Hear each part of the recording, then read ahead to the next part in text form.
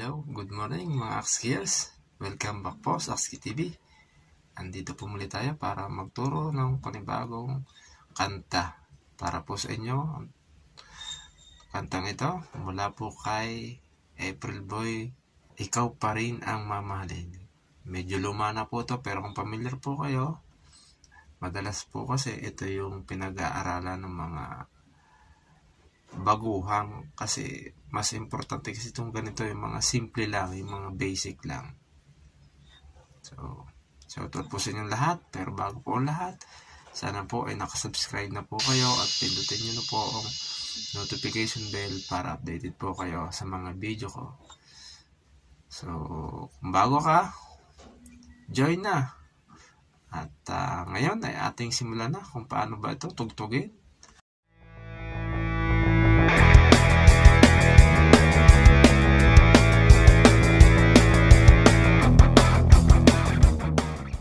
Ayan po pwede pong mag-intro kayo ng ganito lang ang gamitin nyo. Dahil para sa mga baguhan nga lang, pwedeng ganito lang intro. Kung medyo mahirap yung tupa nito, para sa mga baguhan nga, aralin nyo yung mga ganito. Ito. Ipagpalagay na po natin na ito yung intro. Ang gawin yung kulbiting ito.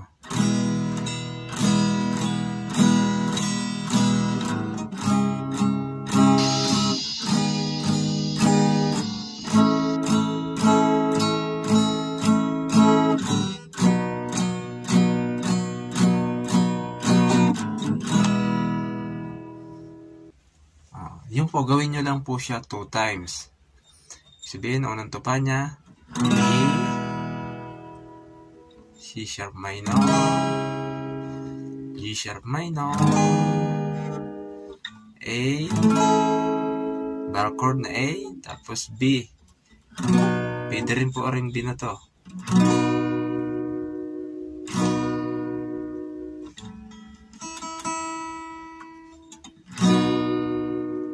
Yan. Pwede nyo siyang gawin 2 times. Na ang kalabit nyo lang po ay down, down, down. Pwede yung down, down, down. Haluan yung konting up.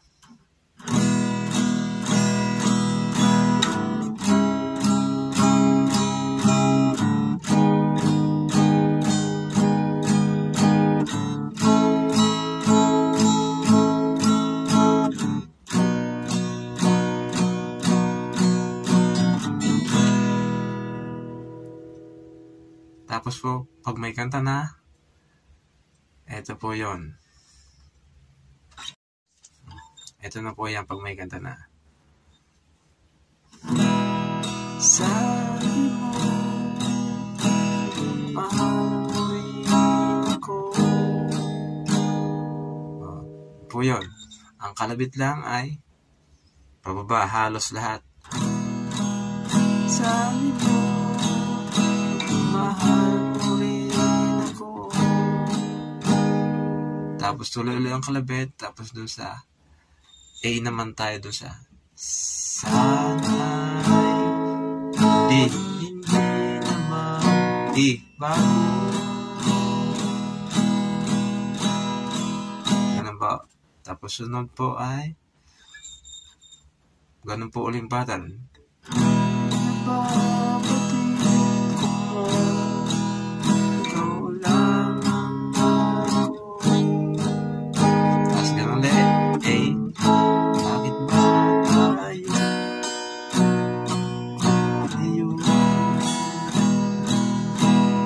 Basic lang po yan, yung pagkalabit na yan. Yan po ay standard E.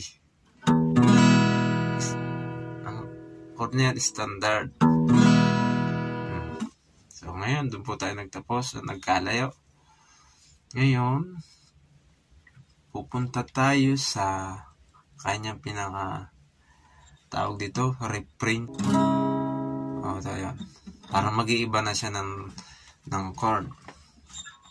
Dito na siya sa C sharp minor. Ano nasabi? Ikaw ay nagtampo. Medyo bumilis po dito sa part na ito. Ulit natin. Anong nasabi at ikaw ay nagtampo? Tapos ganun uli.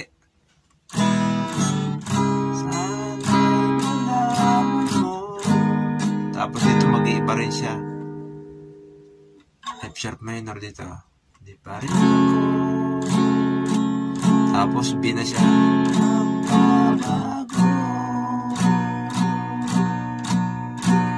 Medyo matagal ang pagkalabit dito sa B.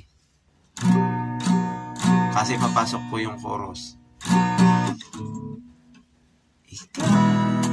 Tapos dito sa chorus, tigil muna tayo. Pag nandito sa chorus siya, mag-iiba na siya.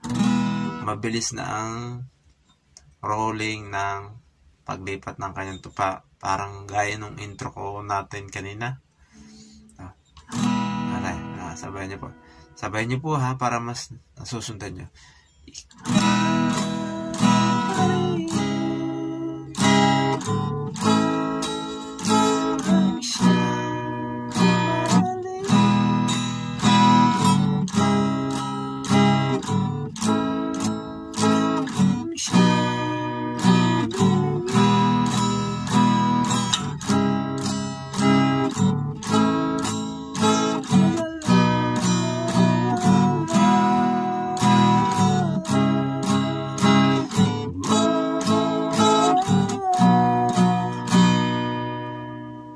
Lagyan nyo po ng ganito.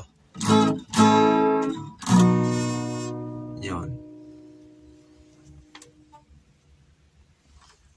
Tapos, pasok na po uli yung second verse o second stanza. Ganun po uling pattern. Kung anong ginawa natin nung una, dito sa sabi mo, mahal mo rin ako, ganon din pong pattern ang gagamitin nyo sa pagkatapos ng chorus. Ito.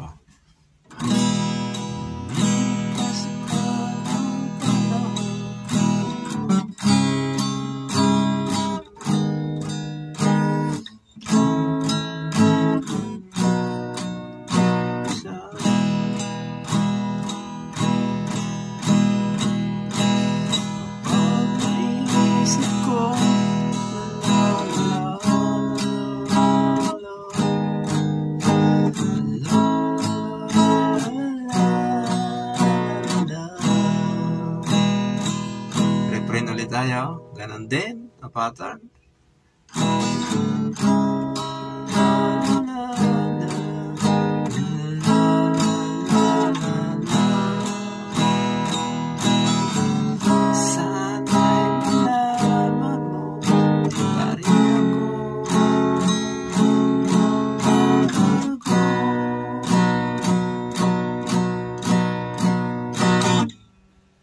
Chorus po ulit.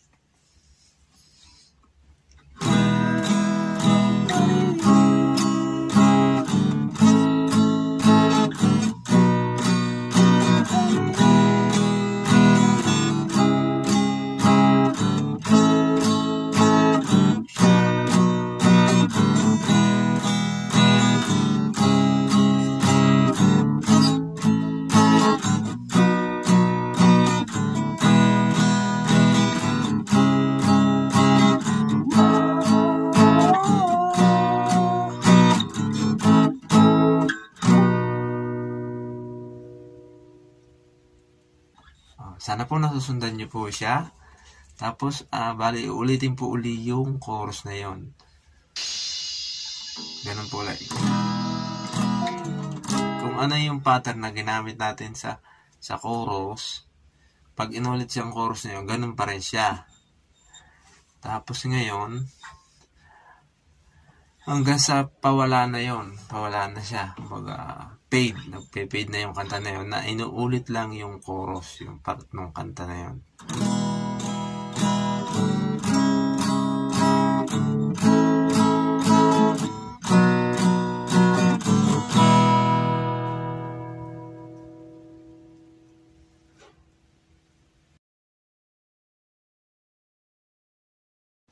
Basta ang gawin nyo lang po, tuloy-tuloy lang po yung paglipat na Kumbaga,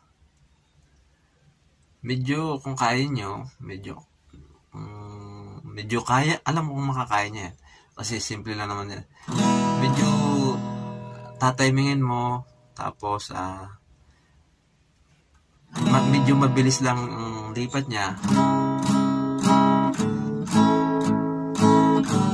Parang kumbaga ganito.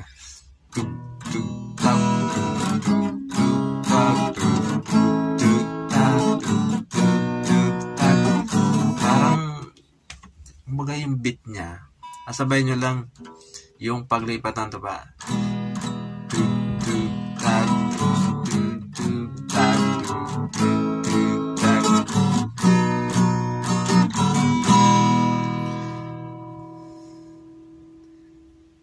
Ganun lang po yun. Kung medyo nahihirapan kayo sa mga tupa, yung mga bar chord na yan, ay di practicein nyo po muna. Pero sa ngayon, kung alam nyo, marunong naman po ako sa bar chord, ganun po ang